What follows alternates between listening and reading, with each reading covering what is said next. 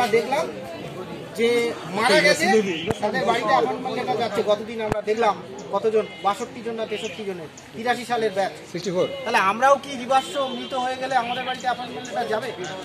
কতদিন আমরা থাকবো? 14 বছর হয়ে 15 বছর পাবো। তাহলে আমরা আর চাইছি না দীর্ঘায়িত, আমরা চাই অবিলম্বে নিয়োগ দিক। 1834-এর পূর্ণাঙ্গ প্যানেল প্রকাশ করে নিয়োগ কমপ্লিট করুক। 622 যেটা নন জয়নিং সিট বেরিয়েছে সেটাও নিয়োগ দিক, ওয়েটিং থেকে ছেলেমেয়েদের নেওয়া হোক।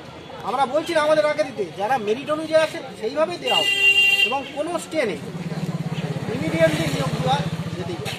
এটা চেয়ারম্যান নিজে দায়িত্ব নিয়ে যদি করেন তাহলে 1 সপ্তাহের মধ্যে প্যানেল থেকে নিয়োগ দেবেন। উনি বারবার বলছেন আমার হাত বাঁধা, তাহলে কোথায় কে হাত বেঁধে রেখেছে সেটাও আমাদের বলুক, আমরা সেখানে অন্তত গিয়ে খাতা ছাড়াই। এখনো কথা হয়নি, উনি এসেছিলেন সকালে, আবার বেরিয়ে গেছে।